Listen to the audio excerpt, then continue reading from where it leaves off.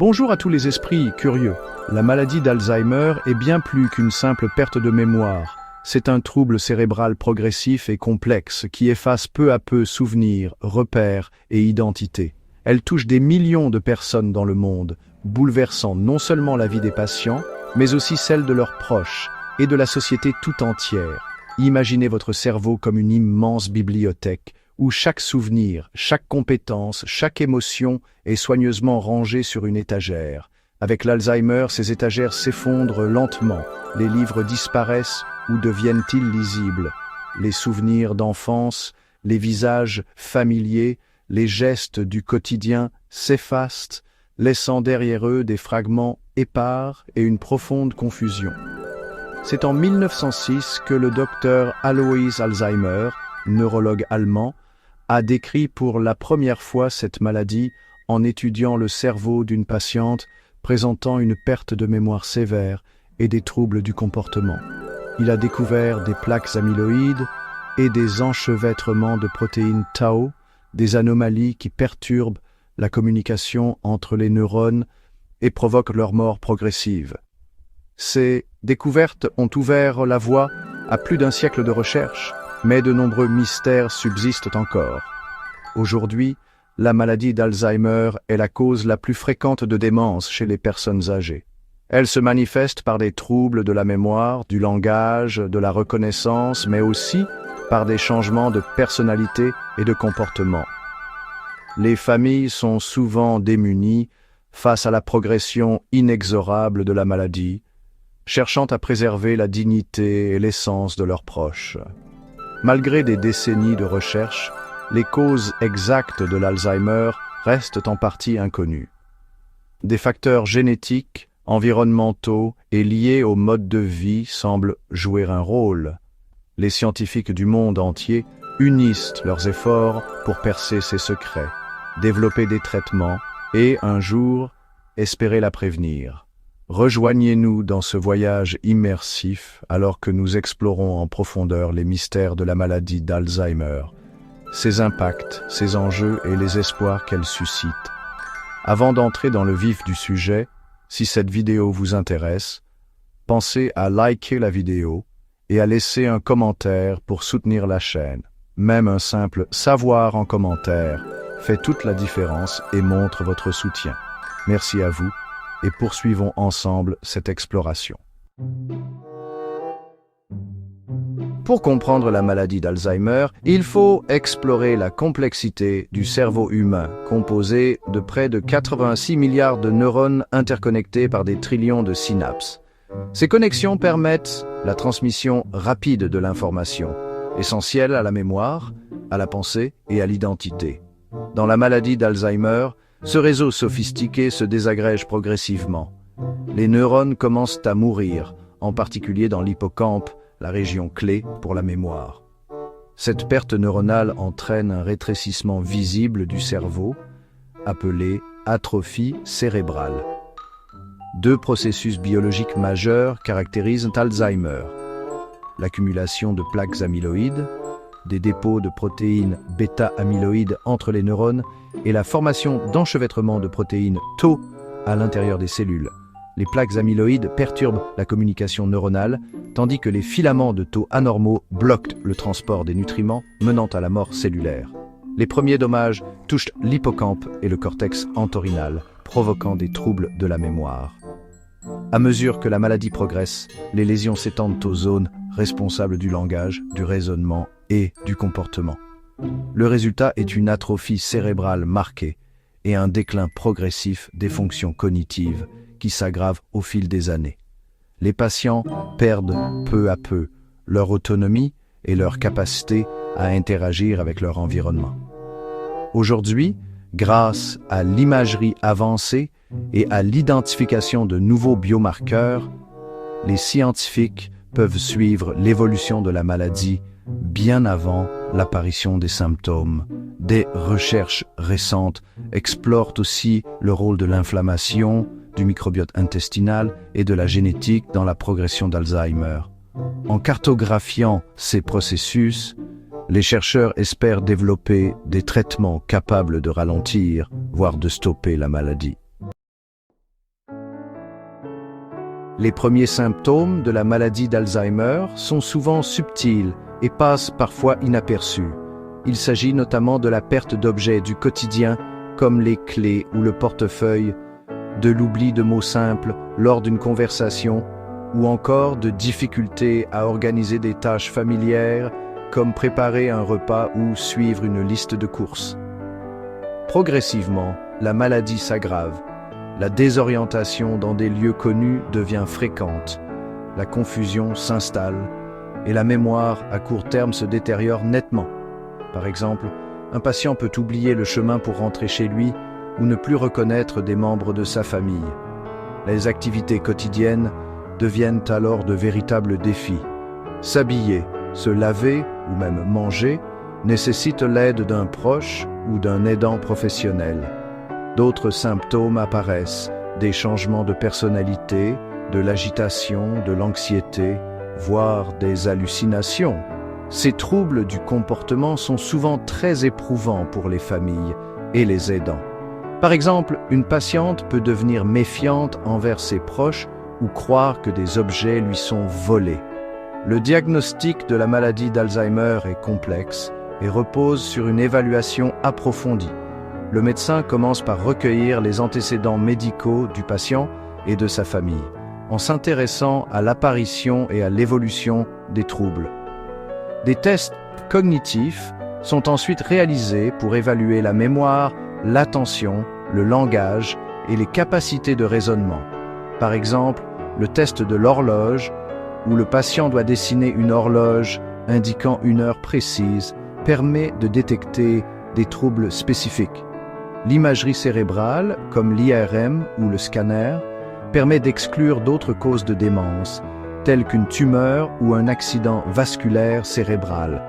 Aujourd'hui, des techniques avancées révèlent la présence de plaques amyloïdes, caractéristiques de la maladie.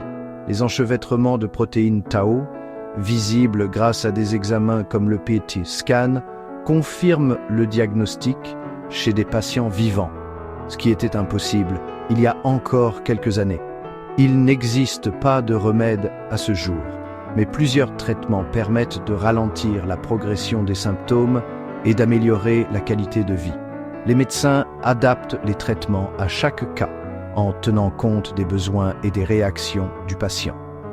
Les inhibiteurs de la cholinestérase, comme le donépézil ou la rivastigmine, sont prescrits pour soutenir la mémoire et les fonctions cognitives. Ils peuvent retarder la perte d'autonomie, surtout dans les stades précoces. Les antagonistes des récepteurs NMDA, comme la mémantine, aident à réguler l'activité cérébrale et à limiter la progression des troubles du comportement.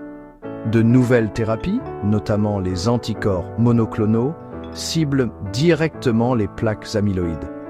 Des essais cliniques récents ont montré que ces traitements peuvent ralentir la progression de la maladie chez certains patients, même si les effets secondaires restent à surveiller. Ces avancées ne constituent pas encore un remède, mais elles représentent de réels progrès et redonnent espoir aux patients et à leurs proches.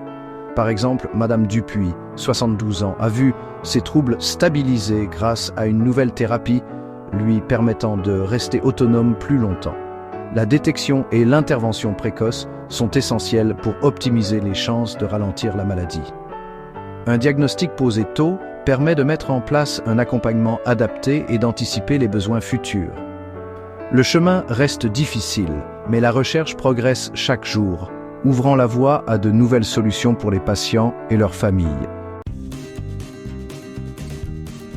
L'âge demeure le principal facteur de risque de la maladie d'Alzheimer. Après 65 ans, le risque double tous les 5 ans. Cela s'explique par l'accumulation progressive de lésions cérébrales liées à l'âge qui fragilisent les neurones et rendent le cerveau plus vulnérable à la maladie. Cependant, il est important de noter que l'Alzheimer n'est pas une conséquence inévitable du vieillissement. La génétique joue également un rôle significatif. Par exemple, le gène APOE4 augmente le risque de développer la maladie, surtout si l'on hérite de 2 copies. Mais il existe aussi des familles où plusieurs membres sont touchés, ce qui suggère une composante héréditaire. Toutefois, la majorité des cas d'Alzheimer ne sont pas strictement familiaux. Il est donc essentiel de ne pas céder à la fatalité si l'on a des antécédents familiaux. Les maladies cardiovasculaires constituent un autre facteur de risque majeur. L'hypertension artérielle, le diabète, l'hypercholestérolémie et l'obésité, surtout à l'âge moyen, augmentent la probabilité de développer l'Alzheimer. Des études montrent que les personnes qui prennent soin de leur cœur protègent aussi leur cerveau. Par exemple, une femme de 72 ans ayant contrôlé son hypertension depuis 20 ans a vu son risque diminuer par rapport à sa sœur jumelle non traitée. Les traumatismes crâniens, même légers, peuvent également augmenter le risque d'Alzheimer, surtout s'ils sont répétés. Les chutes chez les personnes âgées sont donc à prévenir activement. Un cas marquant, un homme de 68 ans, ancien boxeur amateur, a développé des troubles cognitifs précoces, illustrant l'impact des traumatismes répétés. Même si nous ne pouvons pas agir sur l'âge ou la génétique, il existe de nombreuses stratégies de prévention. Adopter des habitudes saines pour le cerveau est essentiel. Par exemple, tenir un journal alimentaire ou pratiquer des étirements matinaux favorise la santé globale. L'activité physique régulière, comme la marche rapide ou la natation, réduit le risque de 30 à 40%. Une alimentation de type méditerranéen, riche en fruits, légumes, poissons et huile d'olive, protège les neurones. Maintenir une activité mentale, comme jouer aux échecs ou apprendre une nouvelle langue, stimule la plasticité cérébrale. L'engagement social et l'apprentissage tout au long de la vie sont également protecteurs. Participer à des ateliers, suivre des cours ou simplement échanger avec des amis renforce la réserve cognitive. Une étude a montré que les personnes actives socialement présentent un déclin cognitif plus lent. Des activités simples comme lire, jouer d'un instrument ou discuter avec des proches entretiennent l'esprit. Par exemple, une femme de 80 ans qui a commencé le piano à la retraite a constaté une amélioration de sa mémoire et de sa concentration. Il n'existe pas de garantie absolue de prévention, mais chaque action compte. Consulter régulièrement son médecin, surveiller sa tension et rester actif sont des gestes concrets pour protéger son cerveau. En résumé, chaque choix sain, alimentation, activité physique, stimulation intellectuelle et liens sociaux contribuent à réduire le risque d'Alzheimer. Commencez dès aujourd'hui, car il n'est jamais trop tard pour agir. Pour les personnes atteintes d'Alzheimer, chaque journée commence souvent dans l'incertitude. Se réveiller dans sa propre chambre peut déjà être source de confusion. Où suis-je? Qui sont ces gens autour de moi? Les repères familiers s'effacent et la routine la plus simple devient un défi. Préparer un café, par exemple, peut prendre 1 heure. Jeanne, 78 ans, raconte « Je commence, puis j'oublie ce que je faisais. Je cherche la cafetière, je me perds dans mes pensées. » Ces tâches, autrefois automatiques, deviennent des énigmes angoissantes. Au fil du temps, la maladie brouille les liens. Les proches deviennent parfois de parfaits inconnus. Paul, le fils d'une patiente, témoigne « Parfois, maman me regarde sans me reconnaître. Je dois lui rappeler qui je suis, lui montrer des photos. » La communication se fragilise, les mots se perdent. Pour aider, les aidants instaurent des routines stables. Lever à heure fixe, petit déjeuner ensemble, promenade quotidienne. Utiliser des phrases courtes, donner une consigne à la fois et répéter avec patience sont essentiels. Un agenda visuel ou des pictogrammes peuvent rassurer et guider. Adapter le domicile est crucial. Installer des barres d'appui, étiqueter les portes, placer des repères visuels colorés, un grand calendrier, une horloge affichant le jour et la nuit, ou des flèches pour indiquer la salle de bain facilitent l'orientation et réduisent l'anxiété. Maintenir des activités familières est bénéfique. Écouter de la musique, jardiner, plier le linge, caresser un animal. Ces gestes simples stimulent la mémoire émotionnelle et procurent du réconfort. La musicothérapie, par exemple, peut réveiller des souvenirs enfouis et apaiser l'anxiété. Les moments de joie, même fugaces, sont précieux. Un sourire, un éclat de rire, un objet familier peuvent raviver l'identité profonde de la personne. Quand papa rit avec nous, c'est comme s'il revenait parmi nous, confie une fille d'aidant. Vivre avec Alzheimer, c'est apprendre à savourer l'instant présent. Prendre le temps d'observer la nature, écouter le chant des oiseaux, ressentir la chaleur du soleil. Ces petits plaisirs deviennent essentiels. La patience et la compassion sont les clés. Prendre le temps d'écouter, de rassurer, d'accepter les répétitions et les oublis. Les aidants doivent aussi penser à eux, demander de l'aide, rejoindre des groupes de soutien, s'accorder des moments de répit. Même si la mémoire s'efface, l'émotion et la connexion humaine demeurent.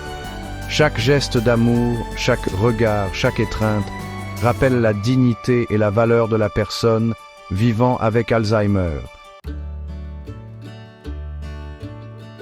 Lorsqu'un diagnostic d'Alzheimer tombe, c'est toute la famille qui est bouleversée. Les proches doivent faire face à une montagne de défis émotionnels, physiques et financiers, souvent sans y être préparés. L'un des plus grands défis est la perte ambiguë. Il s'agit de faire le deuil d'une personne qui est physiquement présente, mais dont la personnalité et les souvenirs s'effacent peu à peu. Beaucoup de familles témoignent de ce sentiment de tristesse profonde, comme l'exprime Marie, fille d'une patiente. « J'ai l'impression de perdre ma mère un peu plus chaque jour, même si elle est toujours là. » Les aidants doivent gérer une multitude de tâches, organiser les médicaments, accompagner dans l'hygiène quotidienne, assurer la sécurité à la maison et parfois même adapter le logement. Ces responsabilités sont souvent continues, laissant peu de répit. Jean, aidant de son épouse, confie « Je dois être vigilant jour et nuit, je n'ai plus vraiment de temps pour moi. » Cette charge constante peut mener à l'épuisement professionnel, à la dépression et à l'anxiété. Les aidants se sentent parfois isolés, incompris et dépassés par la situation. Il est crucial de reconnaître ces signes et de demander de l'aide. Les difficultés financières s'ajoutent au fardeau, le coût des soins à domicile, des adaptations nécessaires et parfois la perte de revenus lorsque l'aidant doit réduire ou arrêter son activité professionnelle. De nombreuses familles témoignent de la difficulté à joindre les deux bouts. Naviguer dans les systèmes de santé et de soutien peut s'avérer complexe et décourageant.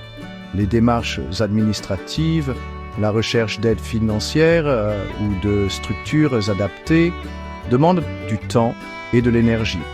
Il existe cependant des assistantes sociales et des associations spécialisées pour accompagner les familles dans ces démarches.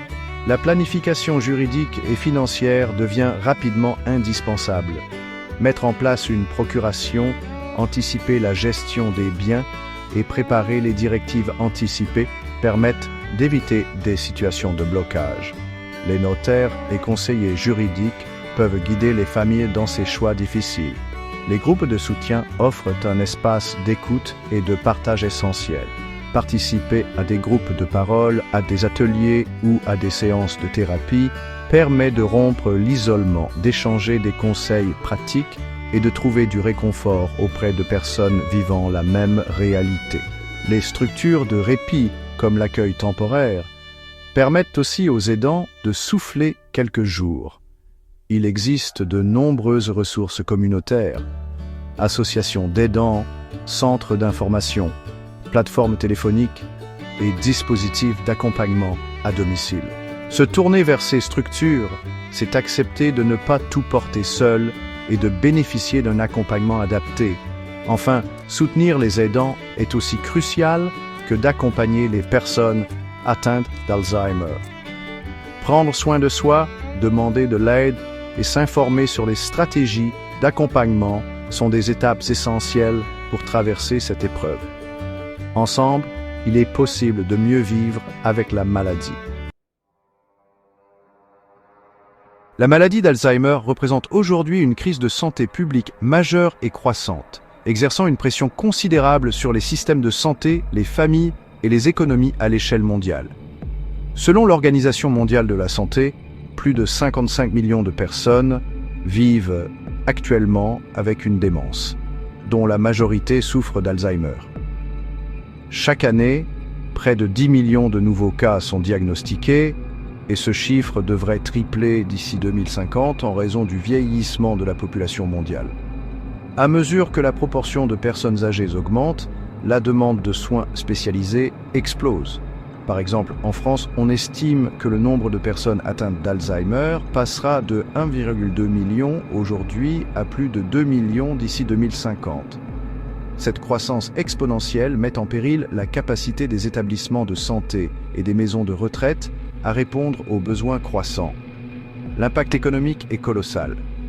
En 2022, le coût mondial de la démence a dépassé 1 300 milliards de dollars, incluant les frais médicaux, les soins de longue durée et la perte de productivité.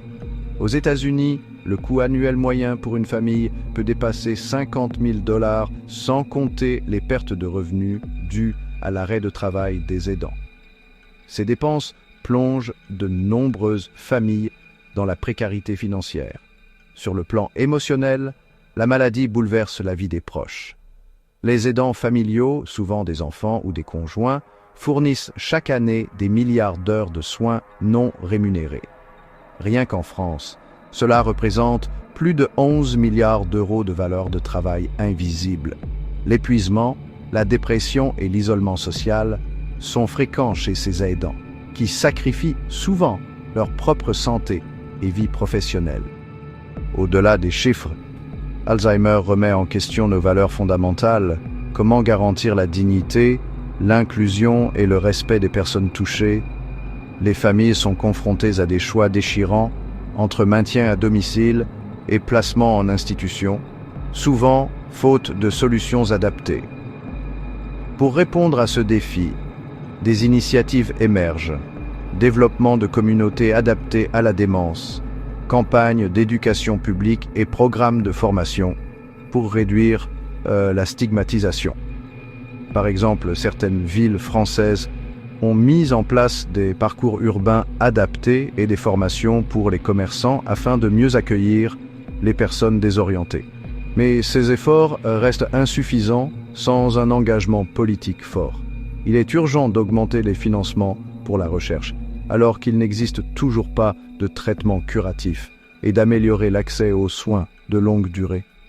Le soutien aux aidants doit devenir une priorité nationale, avec des aides financières, des congés spécifiques et des structures de répit. La sensibilisation du public est essentielle pour favoriser la détection précoce, qui permet d'améliorer la qualité de vie et de retarder la progression de la maladie. Des campagnes d'information peuvent aussi encourager la prévention en promouvant l'activité physique, une alimentation saine et la stimulation cognitive. L'Alzheimer n'est pas seulement une tragédie individuelle, c'est un défi collectif qui touche toutes les sphères de la société. Seule une mobilisation globale, citoyens, professionnels, décideurs et chercheurs, permettra de relever ce défi et d'offrir un avenir plus digne aux personnes concernées et à leurs familles. Malgré les défis persistants, la recherche sur la maladie d'Alzheimer connaît une accélération sans précédent, portée par des avancées technologiques et une meilleure compréhension des mécanismes de la maladie. Les scientifiques explorent aujourd'hui de multiples pistes, la neuroinflammation, la santé vasculaire, la connexion intestin-cerveau, mais aussi le rôle des protéines tau et bêta-amyloïdes dans la dégénérescence neuronale. Grâce à l'imagerie avancée, comme l'IRM et la TEP, et à de nouveaux tests sanguins pour détecter des biomarqueurs spécifiques, le diagnostic précoce et précis devient une réalité pour de plus en plus de patients. Ces percées permettent non seulement d'identifier la maladie plus tôt, mais aussi d'intervenir avant l'apparition des symptômes les plus graves, ouvrant la voie à des traitements plus efficaces. De nouveaux médicaments, comme les anticorps monoclonaux ciblant les plaques amyloïdes, ralentissent désormais la progression de la maladie chez certains patients. Ces traitements, validés par des essais cliniques récents, représentent une avancée majeure après des décennies de recherche infructueuse. L'avenir des thérapies réside probablement dans la combinaison de plusieurs approches: médicaments, stimulation cérébrale, intervention sur le mode de vie et traitements personnalisés adaptés au profil génétique et biologique de chaque patient. Les essais cliniques à grande échelle se multiplient à travers le monde, intégrant l'intelligence artificielle pour analyser d'immenses volumes de données et accélérer la découverte de nouveaux traitements. L'IA permet aussi d'identifier des sous-groupes de patients susceptibles de mieux répondre à certaines thérapies. La collaboration internationale, le partage de données et l'augmentation des financements publics et privés créent un élan inédit.